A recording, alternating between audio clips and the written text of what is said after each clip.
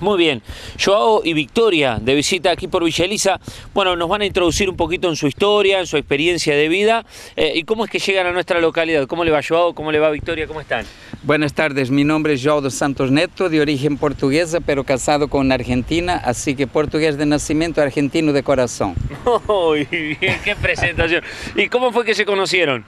Y nos conocimos en Europa por esas cosas de la vida, que mi mujer es un poco gitana, anduvo por el mundo como enfermera y nos conocimos en Suiza, ella como enfermera y yo como estudiante de teología. Muy bien. Victoria, ¿usted dónde es nacida? Yo nací en Misiones. Ah, muy bien. Sí, sí, sí. Muy bien. ¿Y a qué edad, digamos, qué la llevó a recorrer el mundo y andar? Bueno, en realidad yo tenía el sueño desde chica.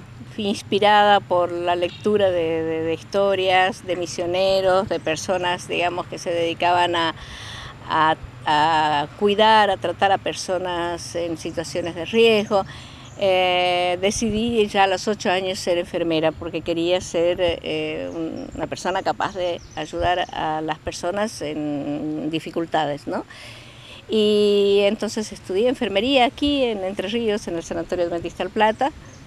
Y después de trabajar 4 años aquí, viajé a Europa y allí me puse en contacto con personalidades de la Iglesia Adventista del Séptimo Día, de quien, a la congregación a la que pertenezco, y ellos me pidieron si podía ir a servir en Angola, en África.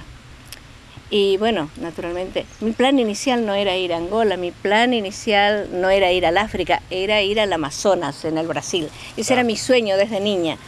Pero bueno, se dio esa situación, me encantó, no hice muchas preguntas. Y en el año 1981, en febrero de 1981, llegué a Angola a trabajar como enfermera en una misión en un país en guerra, porque Angola estaba en plena guerra civil. Bien. Antes contemos el motivo de la visita aquí a Villa Elisa y después seguimos desarrollando la historia. Muy bien. Y el motivo de la visita aquí en Villa Elisa es mi gran amiga y compañera de estudios, Susi Valls de Quispe, que nos conocemos desde que éramos jovencitas, adolescentes en la escuela de enfermería. Y hacía muchos años que no nos veíamos y aprovechando que tuvimos que venir a Entre Ríos, nos conectamos para poder visitarnos. Y Susi enseguida se encantó y dice, ay, aprovechamos para dar a conocer tu historia y para que la comunidad pueda saber algo de lo que pasa en otros lugares del mundo. Y bueno, nosotros aceptamos porque nos encanta la idea. Exacto, recordemos cuándo es la charla. La charla es hoy a las 20:30 en el Salón Comunitario Nuevo Tiempo, ¿no? Exactamente, sobre calle Emilio Francú. Bueno, ¿de qué trata Secuestrados? No sé quién lo va a desarrollar. Ella. Bien. Secuestrados trata de la historia, la experiencia que viví ahí en mi primera experiencia misionera en Angola cuando fui a los 27 años. Angola estaba en guerra. Por un lado, digamos, el gobierno nacional que había ganado en la guerra de la independencia. El primer gobierno nacional era un gobierno de izquierda, dirigido por rusos y cubanos, y inmediatamente que se instaló ese gobierno surge la oposición. Y como no lograron, digamos, un entendimiento, comenzó una guerra civil. Claro, esto, por lo que usted me cuenta, en pleno proceso de Guerra Fría, es decir, comunismo, capitalismo. Exactamente. Fue bastante antes que caiga el muro de Berlín. Exactamente, en 1900, yo estoy hablando de 1981, claro. Y el muro de Berlín cayó 10 años después. Sí. Y entonces... 89. Sí, y la independencia de Angola ocurrió en 1975, del gobierno portugués, e inmediatamente después empezó la guerra civil. Bien, y entonces, ¿qué pasa? Se da todo ese contexto, el gobierno de izquierda, por así decirlo, de tendencias comunistas, llega al poder y arranca una guerra civil. ¿Y cuál es su rol? ¿Cómo vive usted todo ese proceso complejo? Sí, y bueno, en nuestra misión, o sea, el país se dividió en dos. Claro. Una parte estaba manejada por el gobierno, por los guerrilleros, que tomó el control de una cierta parte del país, la parte sur básicamente. Y la misión donde nosotros estábamos trabajando, que era un hospital, que había sido un gran hospital en la época colonial, estaba justo en la línea de fuego, por así decir.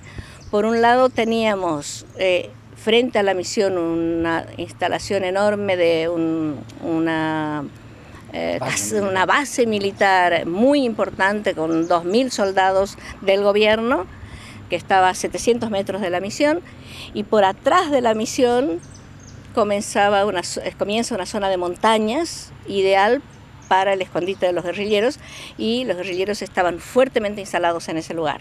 Y nosotros estamos en el medio, en una franja, digamos, tierra de nadie, que era la tierra de la misión. Ustedes trabajaban y vivían bajo fuego, prácticamente. Exactamente. Sí, bajo fuego. Exactamente. Vivíamos en una zona de altísimo riesgo, con muchos problemas, muchas dificultades debido a la guerra.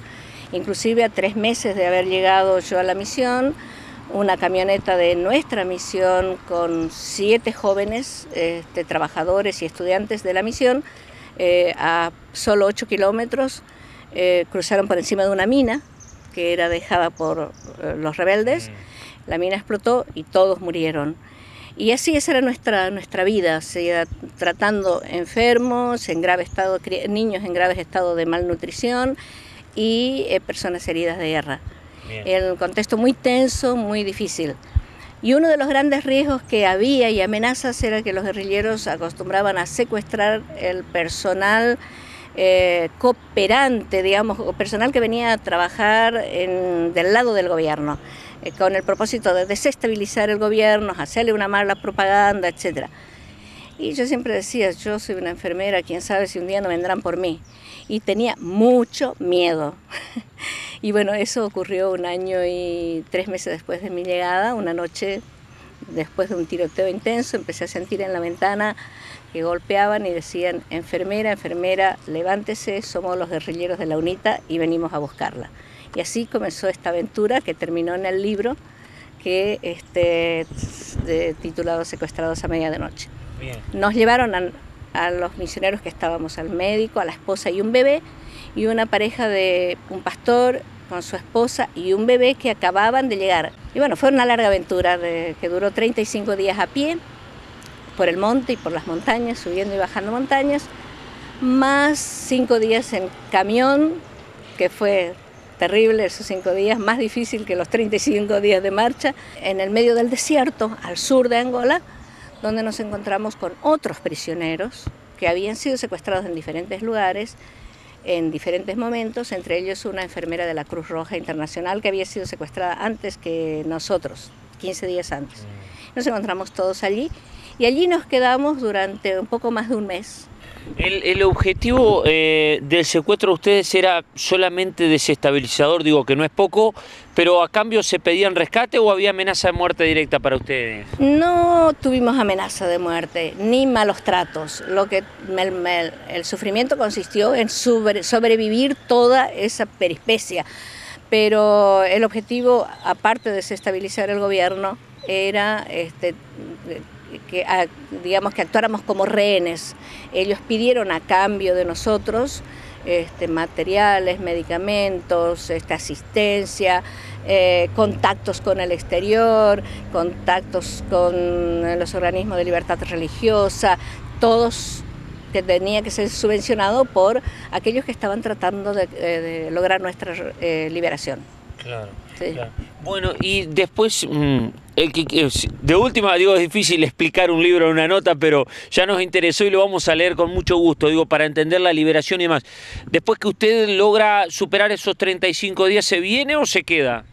No pude quedarme. Si nos hubieran permitido quedarnos, nos quedábamos. Sabíamos que yéndonos nosotros no había nadie a 300 kilómetros para tratar a los enfermos. Qué bárbaro. Y entonces nos causaba muchísima pena tener que abandonarlos. Y cuando el helicóptero levantó vuelo en Namibia, porque nos llevaron a Namibia, nos entregaron en Namibia, que es la frontera sur de Angola, todos hubiéramos deseado bajar del aeropuerto y volver a la misión, pero nos hicieron firmar un documento que decía que no podíamos volver a Angola mientras durara la guerra. Volver sería suicidio. Tanto de un lado como del otro nosotros estábamos en riesgo. Claro. ¿Y a ustedes les les tocaba atender heridos de los dos bandos o no? Cuando estábamos en la misión atendíamos a quien viniera herido, nosotros no preguntábamos quién era, simplemente nos traían heridos y nosotros los tratábamos.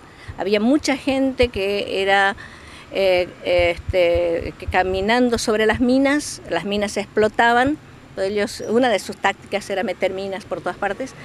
Las minas explotaban, les cercenaban las piernas y eran traídos de urgencia al hospital para que nosotros los termináramos de amputar, cerráramos las heridas y tratáramos de que la persona sobreviviera.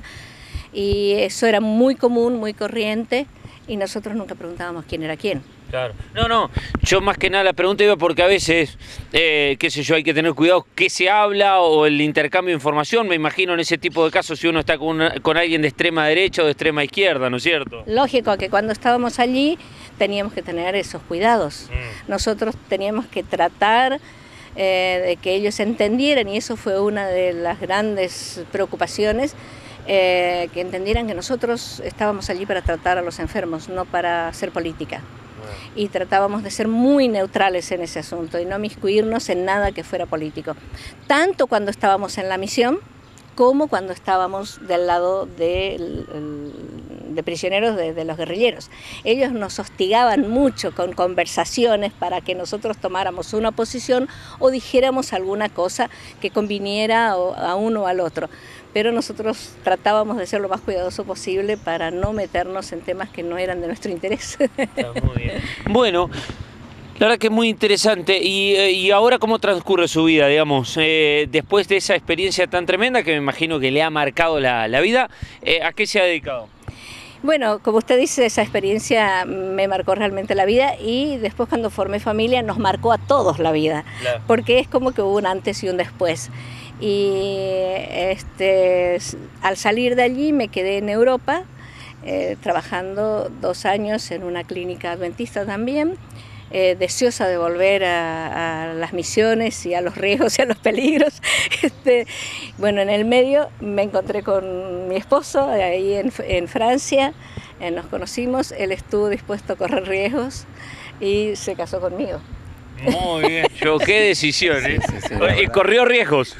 Y bueno, la liberaron, yo la capturé de vuelta, pero la capturé para mí ahora. Está muy bien, está muy bien. Es muy curioso que nosotros nos conocimos, estuvimos 1 año de novios y luego organizamos el casamiento, y por diversas razones, porque la iglesia estaba ocupada, porque el pastor que iba a hacer la ceremonia tenía otra responsabilidad, terminamos casándonos exactamente el día en que 2 años antes yo había sido secuestrada. El día del aniversario del secuestro. Exactamente. Sí, el 9 de junio. Feliz coincidencia. La verdad que sí. Y otra coincidencia interesante fue, después de casados, él terminó sus estudios como pastor, teólogo, y nos fuimos llamados a trabajar al Senegal. Estuvimos 5 años en Senegal. Del Senegal volvimos a Argentina y en Bariloche estuvimos trabajando 15 años, creamos un centro para niños en situación de riesgo, y luego, cuando nuestros hijos crecieron, volvimos a Angola juntos, y casi que íbamos a volver exactamente el día digamos, cuando hacía el 29 aniversario de la captura, por coincidencias nada más. No se dieron las cosas por causa de atrasos en los documentos, pero llegamos a Angola el 20 de junio, 29 años después de el secuestro. Muy bien. Bueno, gente, invitamos esta noche 20:30 en el Salón del Centro Adventista, Emilio Francú. 24:43. Emilio Francú 24:43. Joao, Victoria, muchas gracias. Nada, muchas gracias a ustedes. Muy bien. Gracias.